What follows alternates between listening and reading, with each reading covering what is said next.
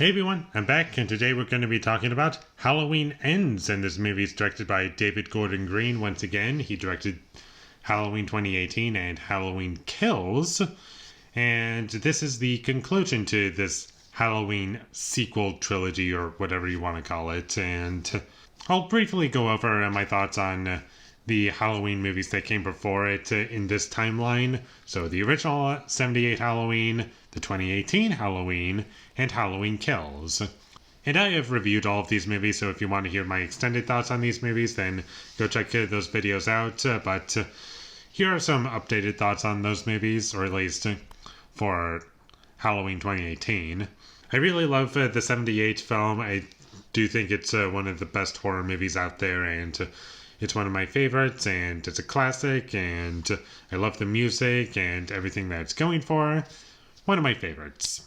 Halloween 2018, I liked it when it first came out, and then I rewatched it sometime between now and when it came out. I think it's when I bought it on Blu-ray, and I didn't like it as much, unfortunately. And I'll go into more detail in just a second, but overall, there were things that I liked about it, but at the same time, there's also a bunch of stuff that I did not like. And Halloween Kills, it was fine. It was a movie. It's entertaining for what it's going for. I thought the kills were pretty over the top, but I didn't even care because I felt as though that was like the goal of the film, is to just to have Michael Myers kill a bunch of people in really gory and over the top ways, and that was pretty much the goal of the film. And it's not great, but you know, there are things that I liked about it, and I didn't hate it. Like, surprisingly, a lot of people hated that movie, and I thought it was just fine, and it did what it wanted to. I'm not saying it was great by the end of it. I'm just saying that I don't think it's terrible because it achieved what it was trying to do, and I didn't mind that it was just Michael Myers killing a bunch of people in really gory ways. And I think the reason that they went in that direction, personally, I feel as though it's because there were people who complained about the 2018 film not being like gory enough or bloody enough, and it felt tame. And I feel as though Halloween Kills was a response to that. And that's basically how I see Halloween Kills. It's that, but it doesn't really give you anything else more than that. And then we get into Halloween Ends. I did not like this movie at all.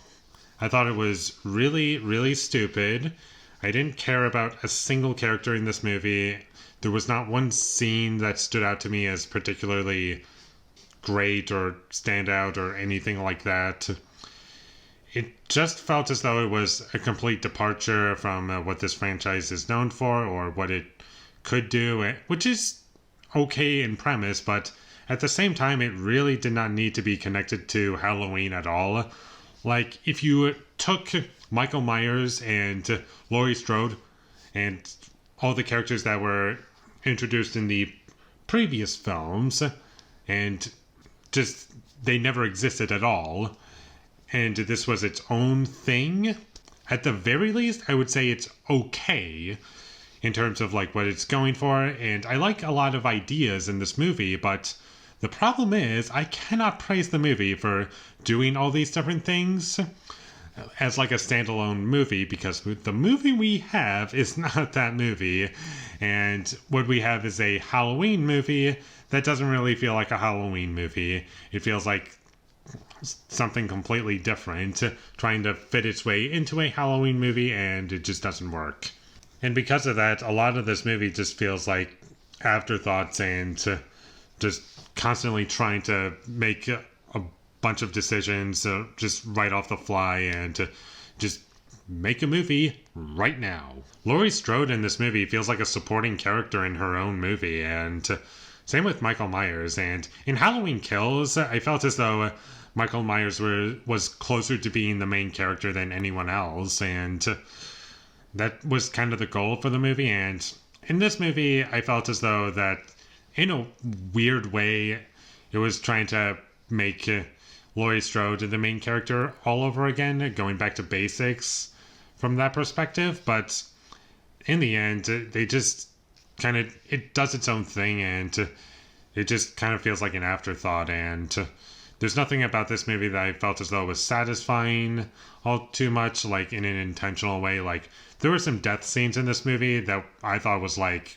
on the same level as Halloween Kills in terms of like gore and violence, and it kind of just feels torn between a movie trying to be its own thing and trying to be a sequel to Halloween Kills, and it just feels like a weird movie to me. And just the way it starts out, it starts out with opening narration from Laurie Strode and just summing up everything that's happened before. And there's narration throughout the movie, not all of the movie, just when she's writing or typing or doing some book or something. I have no idea.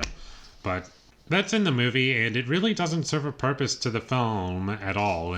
It just kind of dumbs everything down, in my opinion. And another thing that I like in premise is that this movie, it doesn't open up with Michael Myers killing someone.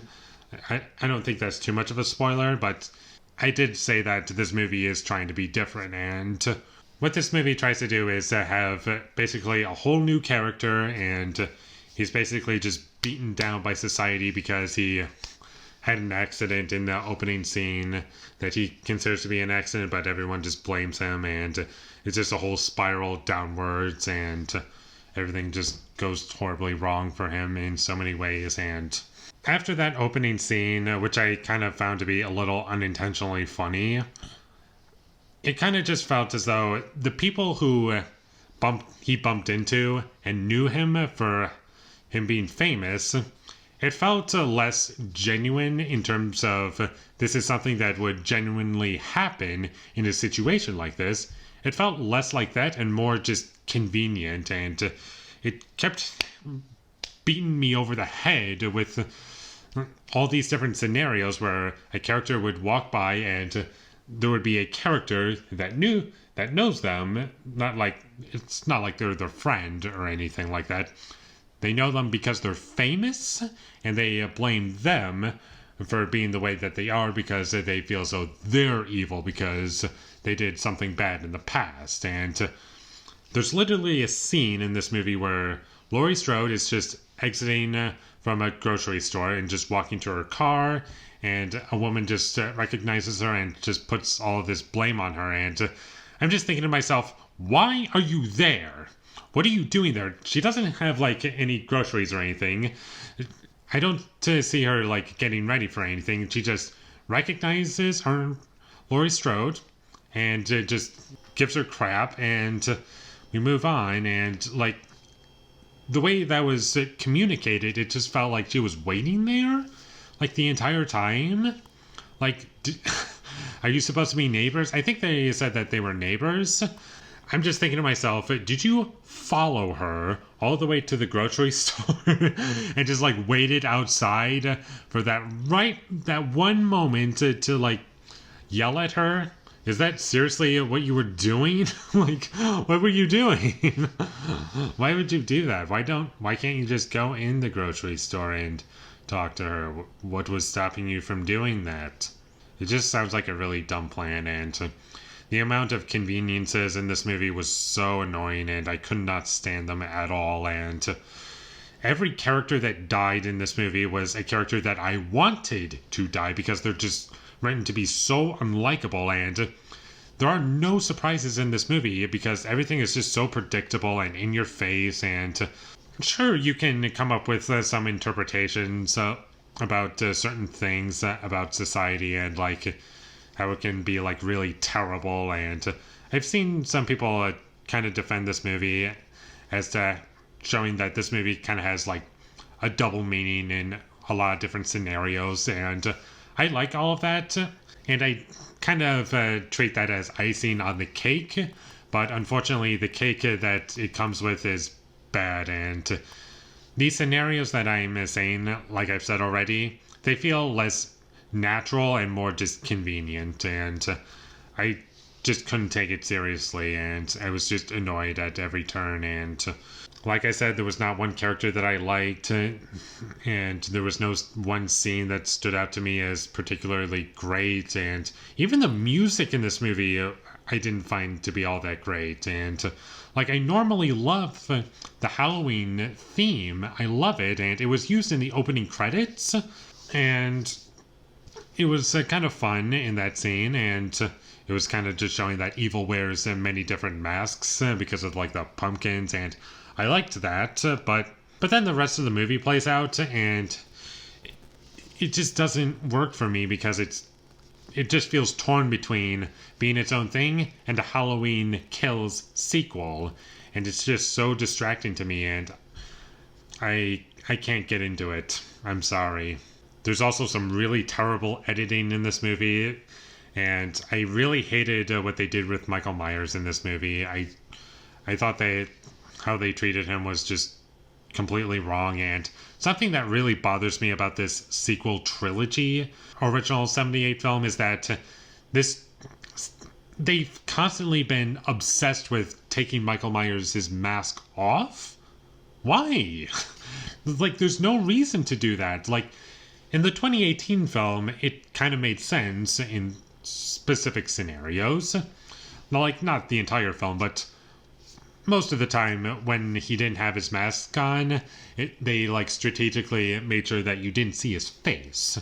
And I thought that was a good idea, but Halloween Kills constantly removes his mask, and this movie does that as well, and it's so stupid, and just it doesn't matter. Why do you keep doing that? You're kind of like ruining the mystique of like who he looks like. And sure, the 78 film, it did that as well, but that was before he had the mask on, and like it was really brief, like in the not the opening scene, but after that, like when he's escaping from the mental hospital in the original Halloween film, you see his face for like 2-3 seconds, and then a couple seconds at the end when Laurie Strode pulls his mask off. And I was fine with all that because it did serve a purpose, and even in the 2018 film, at times it served a purpose for him not to have his mask on, but in both Halloween Kills and Ends, there's no good reason for doing that.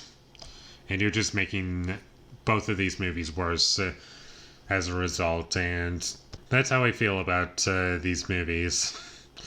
Is that they kind of miss the point of what made Michael Myers scary, and I was not scared by anything in this movie. I was entertained during the kill scenes because they were killing off characters that I hated, but that's about all I have to say about it. It's pretty bad. It doesn't really have much else to offer me, and the only things that it has going for it are just ideas that in execution are kind of bad, but the ideas themselves are harmless enough for me. And one thing that made this movie not scary to me was that this movie had at least 20 jump scares, and none of them were effective, and they were just annoying, and they really dragged the movie down. And unfortunately, I cannot recommend that you check this movie out, and if you ever come across it, I can't even say that you should watch it just to complete it. I would say just watch the original film, watch the sequel to the original film, and if you really want to watch the 2018 film, you can. But aside from that, you can just skip everything else.